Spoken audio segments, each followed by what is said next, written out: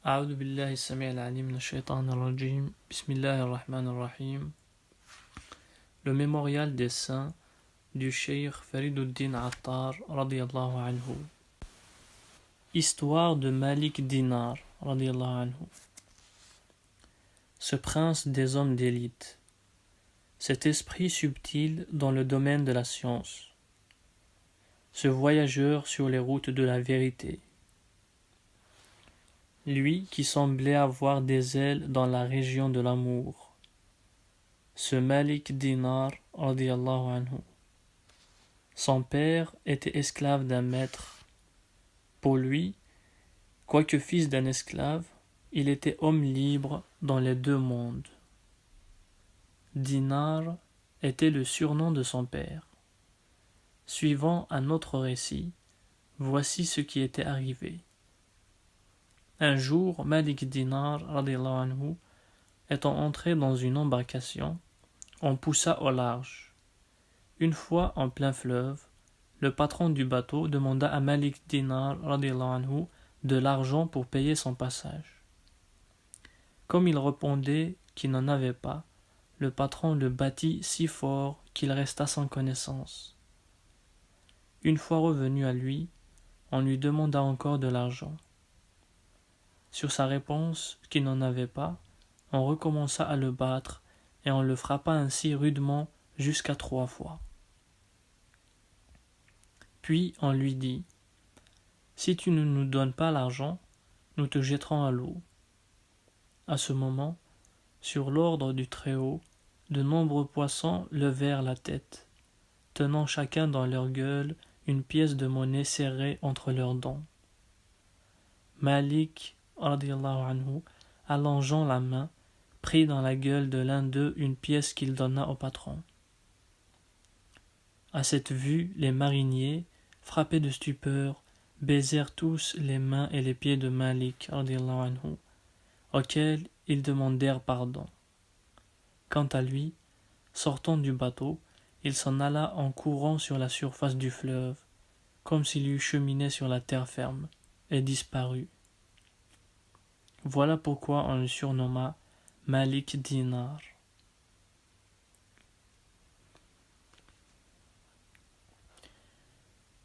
Voici ce qui l'engagea à faire pénitence. Étant allé à Damas, il se rendit à la mosquée qu'avaient fait bâtir Muawiyah et Siyasi. Cette mosquée possédait beaucoup de biens de main morte, et Malik radiyallahu anhu conçut le désir qu'on lui confiât la surintendance afin d'en devenir l'administrateur. Ce fut dans ce but que, pendant 1 an, il s'adonna aux exercices religieux dans cette mosquée.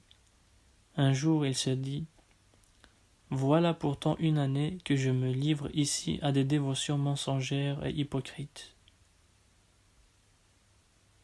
Une nuit, comme il menait joyeuse vie avec ses amis dans un endroit retiré, ceux-ci se couchèrent et s'endormirent. Pour lui, il était étendu à terre, tout éveillé, les yeux ouverts. Soudain une voix se fit entendre. « Ô Malik, qu'as-tu donc pour ne pas faire pénitence ?» Malik, radiyallahu anhu, entendant cette voix, fut frappé de stupeur. Puis il se leva, fit ses purifications et se rendit à la mosquée. Là il se dit : « Voilà 1 an que je fais la prière en hypocrite. Dorénavant, je veux adorer Dieu en toute sincérité. » Et, dès cette nuit même, il s'adonna aux saintes pratiques avec un cœur pur. Le lendemain matin, au lever de l'aurore, tous les gens du quartier se réunirent à la mosquée et, après l'avoir inspectée avec soin, ils s'écrièrent : « Il faut un administrateur à cette mosquée pour l'entretenir et s'en occuper. » Et tous furent d'avis qu'il fallait investir Malik radiyallahu anhu de ses fonctions. Alors ils lui dirent : « Charge-toi de l'administration de cette mosquée. » En entendant cette proposition, Malik radiyallahu anhu s'écria dans l'élan de son cœur : « Mon Dieu, tandis que je te rendais des hommages hypocrites, durant toute une année, personne ne m'a demandé qui j'étais. Pour une seule nuit où je t'ai adoré d'un cœur pur, voilà qu'aujourd'hui tu m'adresses tant de personnes qui veulent me faire porter ce fardeau. Mais je jure par ton unité que je n'accepte pas une semblable tâche. » Et, se levant aussitôt, il sortit de la mosquée. Puis, se rendant dans un endroit écarté, il s'appliqua, dans toute la sincérité de son cœur, à servir le Seigneur Très-Haut, en se soumettant de bonne volonté aux austérités, aux mortifications et aux épreuves. On raconte qu'il y avait à Basra un homme riche, possesseur de beaucoup d'argent et de bétail. Lorsque ce riche mourut, il laissa une fille très belle. Celle-ci alla trouver Thabit ben Nani, le personnage le plus marquant de la ville, et lui dit « Je désire devenir la femme de Malik Dinar. » Thabit ben Nani répéta ces paroles à Malik radiallahu anhu, qui lui répondit « J'ai répudié par 3 fois ce bas monde. Or, une femme fait partie des biens de ce monde, et il n'est pas permis de reprendre une femme qu'on a répudiée 3 fois. »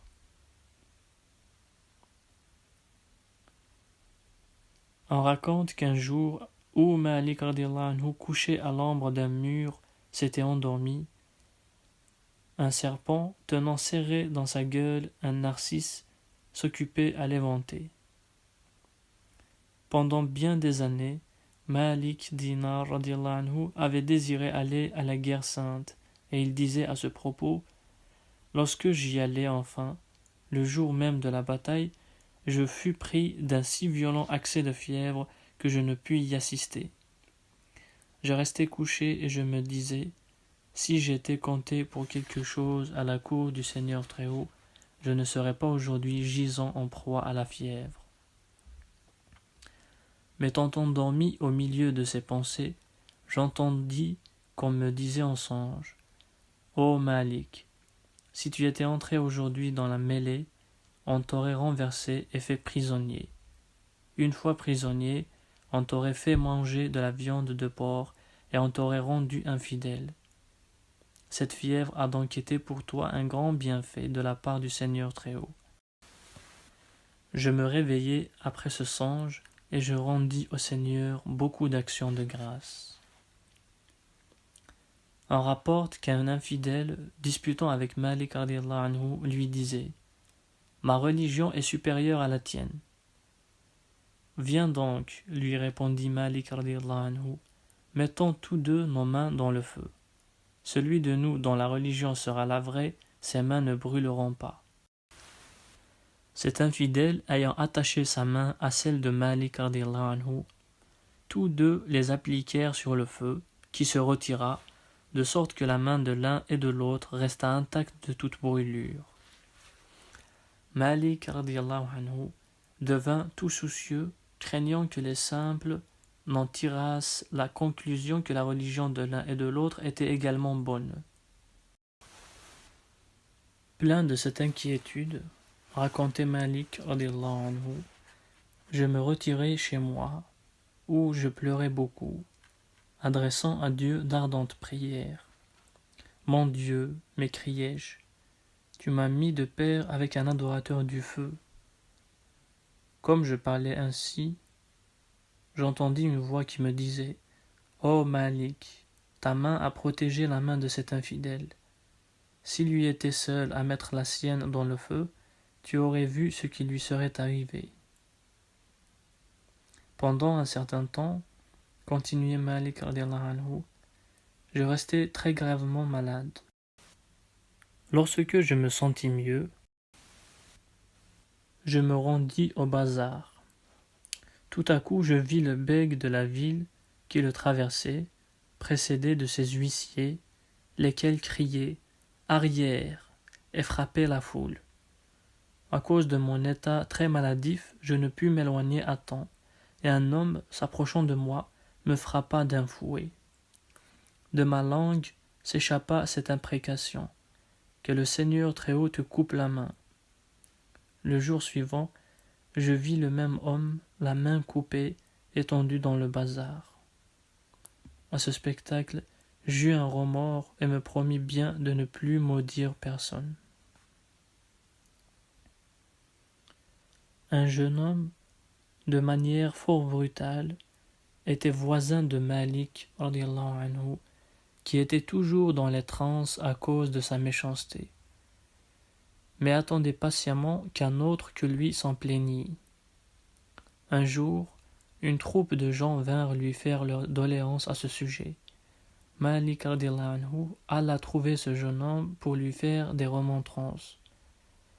Mais c'était un arrogant, au cœur altillé, qui répondit: « Je suis un des familiers du sultan. » « Eh bien, je te dénoncerai au sultan, » dit Malik radiallahu anhu. « Ben, s'écria l'autre, quand même j'en ferai 100 fois autant, le sultan ne me dira rien parce qu'il est content de mes services. » « Alors, poursuivit Malik radiallahu anhu, si nous ne parlons pas au sultan, c'est au miséricordieux que je vais m'adresser. » La générosité du miséricordieux est grande, observa le jeune homme. Ce n'est pas pour si peu de choses qu'il me prendra. Je ne trouvai pas de réponse à cela, racontait Malik radiallahu anhu, et je me retirai chez moi. Quelques jours après, l'insolence de ce jeune homme étant devenue plus grande encore, une foule de gens vinrent me trouver pour s'en plaindre. Eh bien, leur dis-je, je vais aller lui donner une leçon. Comme j'étais en route, j'entendis une voix qui disait: « Ô Malik, ne va pas te commettre avec notre ami. » En entendant cette voix, je fus frappé de stupeur, et je me rendis chez ce jeune homme. Sitôt qu'il me vit: « Hé Malik, dit-il, radiallahu anhu, qu'est-ce qui t'amène encore ici? » « Je t'apporte une bonne nouvelle, répondis-je. Et je lui parlai de la voix que j'avais entendue en route. À ce récit, ce jeune homme s'écria: « Puisqu'il en est ainsi, je vais dépenser à son service tout ce que je possède. Tel sera son bon plaisir, tels vont être mes actes. » Or, il se plaît surtout aux bonnes œuvres faites pour lui rendre hommage. Je promets, dans mon repentir, que je ne commettrai plus aucune mauvaise action. Et aussitôt, il consacra au service de Dieu tout ce qu'il possédait en argent et en biens-fonds. Puis, sortant de la ville, il se dirigea vers le désert, et personne ne le revit plus.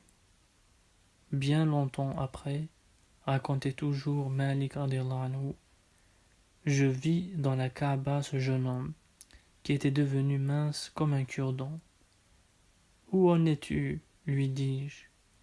Et lui de me répondre, radiallahu anhu, lui avait dit, en parlant de moi: « Il est notre ami. » Eh bien, Malik, je vais chez mon ami. Et, après avoir dit une fois Allah, il rendit l'âme.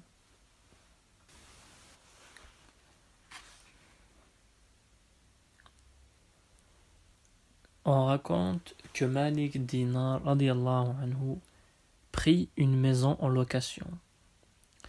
Il avait pour voisin un juif. Le mihrab où Malik radiallahu anhu faisait sa prière était tourné du côté de la demeure du juif.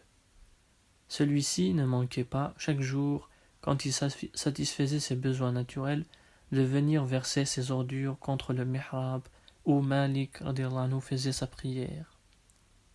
Et Malik radiallahu anhu ne manquait pas non plus chaque jour de les enlever. Au bout de quelques jours, ce juif vint trouver Malik radiallahu anhu et lui dit: « Nos privés sont tournés du côté de ta maison. N'en résulte-t-il pas bien pour toi des désagréments ? » « Il y en a effectivement, » répondit Malik radiallahu anhu, « mais j'en suis quitte pour nettoyer et laver. » « Il est étrange, » poursuivit le juif, « que, malgré la peine qui en résulte pour toi, tu restes assez maître de ta colère pour ne pas la laisser paraître. Le Seigneur Très-Haut, observa Malik radiallahu anhu, dit dans sa parole: quiconque ayant conçu de la colère contre quelqu'un la maîtrisera et ne lui fera aucun reproche, je lui ferai miséricorde et lui accorderai un rang élevé près de moi. Alors le Juif s'écria: bravo, votre religion est une bonne religion, puisque grâce à elle, un ami du Seigneur Très-Haut, comme tu l'es, souffre tout de ses ennemis et ne se plaint à personne du mal qu'ils lui font. Et sur le champ, il fit profession de la vraie foi en présence de Malik Dinar radiallahu anhu et de 20 musulmans. On raconte que bien des années s'étaient écoulées pendant lesquelles Malik Dinar radiallahu anhu n'avait rien mangé d'amer ni de doux. Une fois, après avoir été malade, il désira de la viande. Il résista pendant 10 jours, au bout desquels, n'y tenant plus, il se rendit à la boutique d'un tripier auquel il acheta un pied. Puis il s'en alla. Le tripier dépêcha son apprenti à la suite de Malik radiallahu anhu. Va, lui dit-il, et observe s'il mangera ou non le pied. L'apprenti rapporte que Malik radiallahu anhu, s'étant rendu dans un lieu isolé, avait senti par 3 fois ce pied, puis s'était écrié: allons, ma sensualité, voilà tout ce que tu en auras. Et il avait donné à un derviche ce pied avec du pain. Il disait: ô mon corps languissant, ce n'est pas par inimité contre toi que je te fais voir toutes ces épreuves, mais patiente seulement quelques jours, tes peines seront finies et tu arriveras à une félicité qui n'aura jamais de terme. Il disait encore: on prétend que quiconque ne mange pas de viande pendant un espace de 40 ans, sa raison n'y résiste pas. Pour moi, voilà 20 ans que je persiste à n'en pas manger, et cependant ma raison va croissant de jour en jour. On raconte que Malik Dinar radiallahu anhu, durant un séjour de 40 ans à Basra, ne mangea jamais de dattes. Chaque année, à l'arrivée de l'hiver, lorsque la saison des dattes était passée, il découvrait son ventre en public et disait, en s'adressant à la foule: voyez, vous autres, je n'ai pas mangé de dattes, et cependant mon ventre n'a pas diminué, et vous qui en avez tant mangé, les vôtres n'en ont rien augmenté. Au bout de 40 ans, la sensualité de Dinar radiallahu anhu s'éveilla et réclama des dattes. Et Malik radiallahu anhu de lui en refuser. Une nuit, il entendit une voix: ô Malik, mange des dattes. Lâche la bride à ta sensualité. Alors Malik radiallahu anhu, s'adressant à sa sensualité, lui dit: si tu gardes le jeûne une semaine entière et que tu ne manges rien ni la nuit ni le jour, au bout de cette semaine, je te donnerai des dattes. Malik radiallahu anhu jeûna donc toute une semaine, à la fin de laquelle il acheta des dattes qu'il mit dans le pan de sa robe. Comme il était entré dans une mosquée pour les y manger, tranquillement, un jeune enfant se mit à crier: Père, il vient d'entrer dans la mosquée un juif qui s'y est installé pour manger des dattes. Le père de cet enfant vint, un bâton à la main, pour en frapper Malik radiallahu anhu. Il entra et, du premier coup d'œil, reconnut Malik radiallahu anhu. Aussitôt, tombant à ses pieds, il s'excusa en lui disant: ne te fâche pas, chez nous personne ne mange le jour dans la mosquée, excepté les juifs. Voilà pourquoi cet enfant, qui ne te connaissait pas, a dit: c'est un juif. Ne te mets donc pas en colère contre nous. En entendant ces excuses, Malik radiallahu anhu lui répondit: mon cher ami, C'est pour me donner une leçon que le Seigneur Très-Haut m'a adressé ces paroles qui viennent d'en haut. C'est à lui que je les attribue et non à vous. » Et il ajouta, « Mon Dieu, tu m'as traité de juif quand je n'avais pas encore mangé les dattes. Si j'en en avais mangé, tu m'aurais traité d'infidèle. » Et il s'engagea par serment à ne jamais manger de dattes.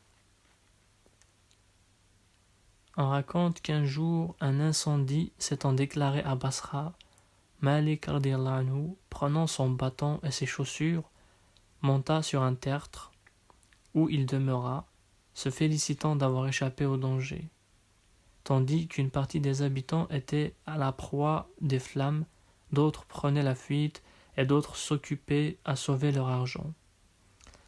Alors Malik radiyallahu anhu s'écria, « Ceux qui sont pesamment chargés vont brûler, et ceux qui n'ont qu'un fardeau léger échapperont au fléau. Ainsi en sera-t-il au jour de la résurrection. » On raconte que Malik Dinar, étant allé prendre des nouvelles d'un malade, vit que sa dernière heure approchait. Aussitôt, il commença à prononcer tout haut les paroles de la profession de foi musulmane. Le malade, lui, ne la répétait pas et il s'écria, « Je suis tout prêt à la faire. » Mais il y a comme une montagne de feu qui s'incline en adoration devant moi chaque fois que je me dispose à faire la profession de foi. Malik radiyallahu anhu alors de demander aux autres personnes présentes quelle était la profession de cet homme. Il prêtait son argent à gros intérêt, répondirent-elles. Quand il achetait, il avait un poids excessif et un poids défectueux quand il vendait.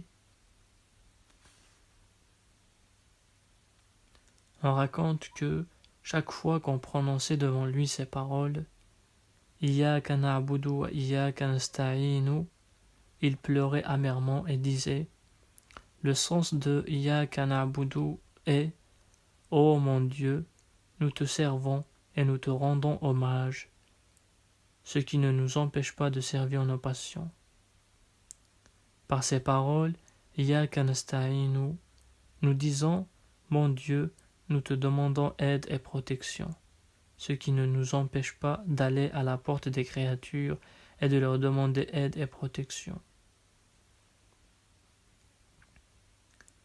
On rapporte que Malik Dinar radiyallahu anhu ne dormait jamais la nuit. Une nuit, sa fille lui dit, « Père, pourquoi ne pas dormir et ne pas reposer ?»« Ma fille, répondit-il radiyallahu anhu, je ne me couche pas par crainte de deux choses. D'abord, j'ai peur de la colère du Seigneur Très-Haut et de ses châtiments. En outre, je crains qu'il ne me vienne de sa part quelque grâce subite, laquelle, me voyant endormi, s'en retournera pour ne plus revenir. » Comme on demandait à Malik radiyallahu anhu où il en était de ses affaires. « Ma situation est désespérée, répondit-il radiyallahu anhu.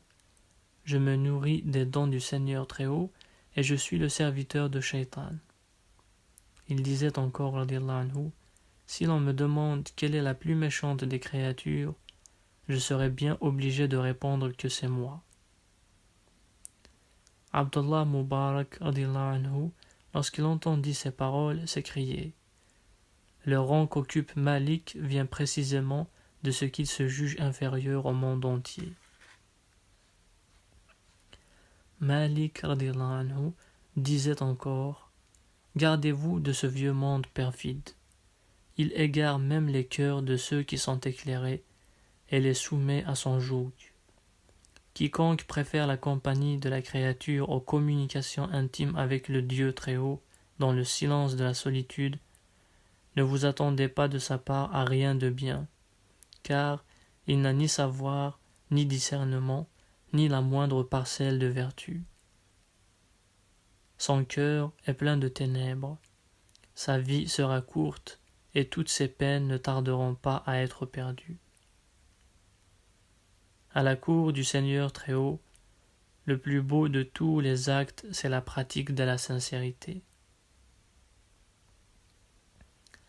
Malik anhu disait encore: le Seigneur Très-Haut envoya à Moussa alayhi salam ce commandement: Ô Moussa, fais-toi fabriquer un bâton et des chaussures de fer.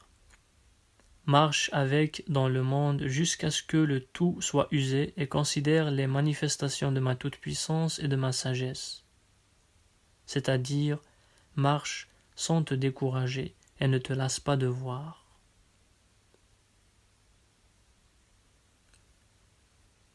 Malik radiyallahu disait encore: dans le livre de la loi, Tevrit, le Seigneur Très-Haut parle ainsi: nous avons tout fait pour exciter votre amour, mais vous êtes restés sans amour.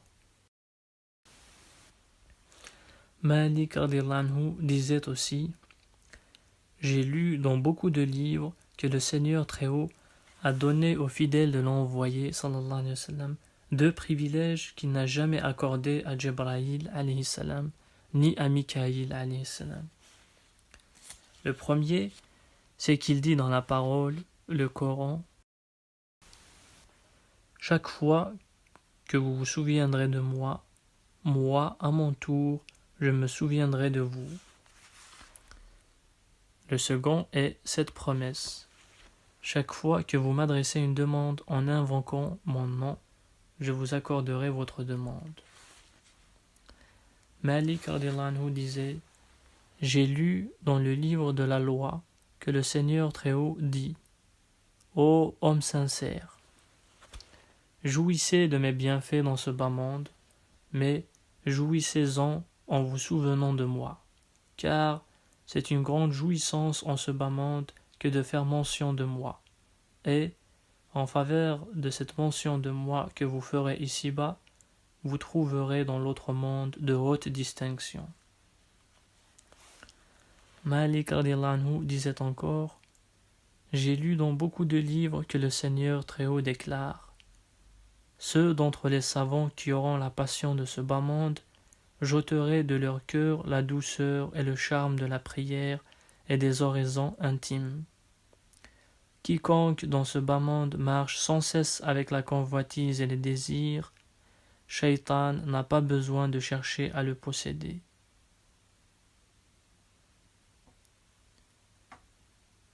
Lorsque Malik Dinar radiyallahu anhu transita, un personnage vénérable le vit en songe et lui demanda comment le Seigneur Très-Haut l'avait traité.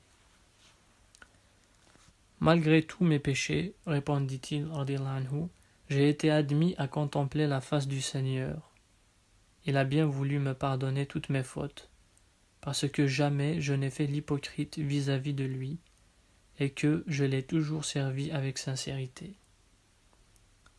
On raconte qu'un autre personnage respectable vit en rêve que le jour de la résurrection était arrivé et que toutes les créatures étaient réunies dans le champ du jugement.